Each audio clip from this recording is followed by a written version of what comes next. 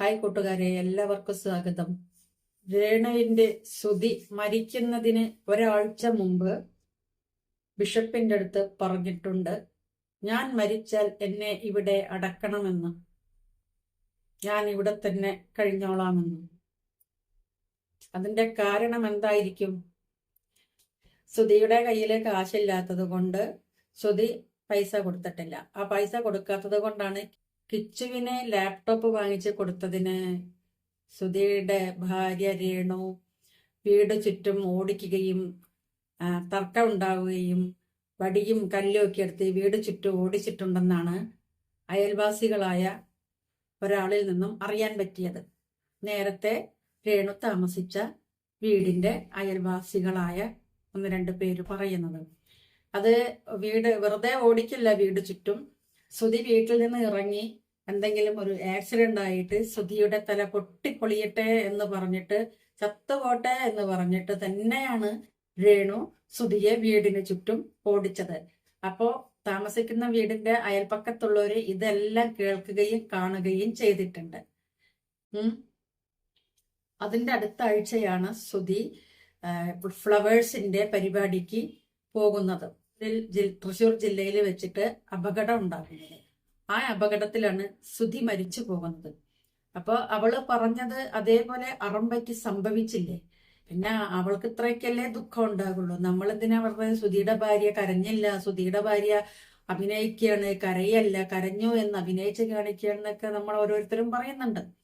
പലരുടെയും കമന്റുകൾ ഞാൻ കണ്ടു. പല വീഡിയോസിനകത്തും ഇട്ടിരിക്കുന്ന കമന്റുകളിൽ പറയുന്നുണ്ട്, ശ്രുതിയുടെ ഭാര്യ ശ്രുതിയുടെ 2ാം ചരമവാർഷിക ദിനത്തില് പള്ളിയിൽ പോയിട്ട് അവിടെ തലയിൽ കൈ വെച്ചോണ്ടിരിക്കുന്ന നിൽക്കുകയാണ്, അതൊരു അഭിനയമാണ്, അത് കരച്ചിലല്ല എന്നുള്ളത്. ശ്രുതിയുടെ ഭാര്യയായ രേണുവിന് എങ്ങനെ കരയാൻ തോന്നും? അവൾ എന്തിനാണ് കരയുന്നത്? അവളുടെ വേണ്ടപ്പെട്ട ആരും ആയിരിക്കില്ല പോയത്, ശ്രുതിയല്ലേ പോയത്. കിച്ചുവിന്റെ അച്ഛനാണ് പോയത്. കിച്ചുവിന്റെയും ഋതപ്പന്റെയും അച്ഛനാണ് മരിച്ചു പോയത്. ഇപ്പൊ ശ്രുതിയുടെ മകനായ കിച്ചുവിന് അമ്മയും അച്ഛനും നഷ്ടപ്പെട്ടു. ഫ്ലവേഴ്സിലേക്ക് വർക്ക് ചെയ്ത സമയത്ത് എല്ലാവർക്കും കൊടുക്കുന്നത് പോലെ തന്നെ ശ്രുതിക്കും നല്ലൊരു എമൗണ്ട് പൈസ അവിടുന്ന് കിട്ടുന്നുണ്ടായിരുന്നു. ഈ പണമൊക്കെ ശ്രുതിയിൽ നിന്നും നഷ്ടപ്പെട്ടു പോയത് ഇവളുടെ ധൂർത്ത് കൊണ്ടാണ്. സാധനങ്ങൾ വീട്ടിലേക്ക് വേണ്ടുന്ന ആഹാരം ഉണ്ടാക്കാനുള്ള സാധനങ്ങൾ വാങ്ങിച്ചോണ്ട് വന്ന് വീട്ടിൽ ഭക്ഷണം പാകം ചെയ്ത് കഴിക്കുകയാണെങ്കിലാണ് നമ്മുടെ കയ്യിൽ കാശ് നിൽക്കുള്ളൂ. അല്ലാത്ത പക്ഷം നമ്മുടെ കയ്യിൽ എങ്ങനെ കാശ് നിൽക്കാനാ? ഹോട്ടലിൽ ഓർഡർ ചെയ്ത് ഹോട്ടലുകാരൻ കൊണ്ടുവരും. ഹോട്ടലിൽ പോയി ഭക്ഷണം കഴിക്കുകയും ഹോട്ടലിൽ നിന്ന് ഓർഡർ അനുസരിച്ച് ഭക്ഷണങ്ങൾ കൊണ്ടുവരികയും ചെയ്താൽ ആ പൈസ അവിടെ കൊടുത്ത് തീരുകയേ ഉള്ളൂ. ശ്രുതിയുടെ ഭാര്യ രേണുവിന്റെ അമ്മയോ അല്ലെങ്കിൽ അച്ഛനോ ഒന്നും അവിടെ ഭക്ഷണം ഉണ്ടാക്കാറൊന്നും പതിവില്ല. അവരൊക്കെ ഹോട്ടൽ ഫുഡ് കഴിച്ച് ജീവിച്ചവരാണ്. ഇപ്പോഴും രേണുവിന് ഒരു വർഷത്തോളം രേണു വീട്ടിൽ ഒതുങ്ങി നിന്നു. 1 വർഷം കഴിഞ്ഞപ്പോൾ രേണു ഇറങ്ങി. ഇപ്പൊ 2ാമത്തെ വർഷമായി. 1 വർഷം കഴിഞ്ഞപ്പോൾ രേണു എന്തുകൊണ്ട് ഇറങ്ങി? ഈ ആൽബത്തിലും ഷോർട്ട് ഫിലിമിലും അഭിനയിക്കുന്നു എന്ന് ചോദിച്ചാല് അത് അവളുടെ അന്നത്തിന് വേണ്ടി തന്നെയാണ്. ഭക്ഷണം ഉണ്ടാക്കാൻ പറ്റുന്ന ഇങ്ങനെ ഓരോ ഷൂട്ടിന് പോകുമ്പോഴും അവിടുത്തെ ഭക്ഷണം കഴിച്ചിട്ട് പോവാലോ. രേണുവിന്റെ ഡ്രസ്സിനനുസരിച്ച് കളറിലുള്ള നെയിൽ പോളിഷ് വാങ്ങിക്കണം, മുടി സ്ട്രൈറ്റൻ ചെയ്യണം. ഇതൊക്കെ ബ്യൂട്ടി പാർലറിൽ നല്ല കാശുള്ളതാണ്. പിന്നെ ഡ്രസ്സ്, അവൾ ഒരിക്കൽ പറഞ്ഞിട്ടുണ്ടായിരുന്നു, ഡ്രസ്സ് ഒന്നും തന്നെ എന്റേതല്ല, ശ്രുതിച്ചേട്ടനുള്ള സമയത്ത് തന്നെ ഒരു ഫ്രണ്ട് തന്ന ഡ്രസ്സാണ് എന്നുള്ളത്. അവരൊഴിവാക്കിയ ഡ്രസ്സാണെന്ന്. ഇതിലെ മോന് അച്ഛനും അമ്മയും നഷ്ടപ്പെട്ട് അവന് വീടും ഒന്നുമില്ലാണ്ടായി. 20 വയസ്സായ മകനാണ്.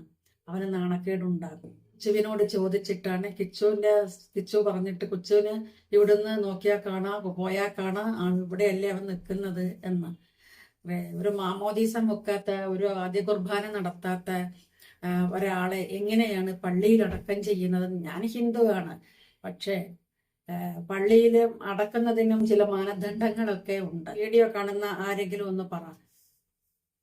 ഈ മാമോദീസയും വെക്കാത്ത, പിന്നെ കുർബാനയൊന്നും സ്വീകരിക്കാത്ത, ഒരു സത്യക്രിസ്ത്യാനി അല്ലാത്ത ഒരാളെ ഒരിക്കലും പള്ളിയിൽ അടക്കുമെന്ന് തോന്നുന്നില്ല. കിച്ചു പറഞ്ഞു, എന്ത് പറഞ്ഞാലും ഇപ്പൊ കിച്ചു പറഞ്ഞു, ഞാൻ കിച്ചുവിനോട് ചോദിച്ചിട്ടാണ് പോകുന്നത്. കിച്ചുവിനോട് സമ്മതം വാങ്ങിയിട്ടുണ്ട്. കിച്ചു എന്നോട് അതിനെ കുറിച്ച് ഒന്നും ചോദിക്കാനും പറയാറില്ല. ഒന്നിപ്പോ അവന്റെ പഠിത്തത്തിനാണ് അവൻ മുൻതൂക്കം കൊടുക്കുന്നത്.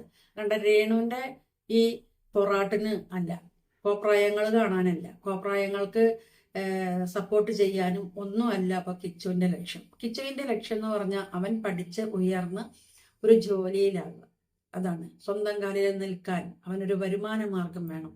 അപ്പൊ അവൻ പഠിക്കുകയാണ്. 3 വർഷം കഴിയട്ടെ. ഇപ്പൊ 1 വർഷം കഴിഞ്ഞു. ഇനി ഈ വർഷം, അടുത്ത വർഷം 2 വർഷത്തെ കോഴ്സും കൂടെ ഉണ്ട്.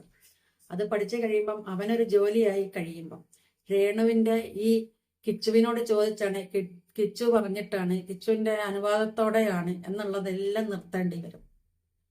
അന്ന് അവനൊന്ന് തിരിഞ്ഞ് എൻ്റെ അടുത്ത് 2 വർത്തമാനം ചോദിച്ചോ.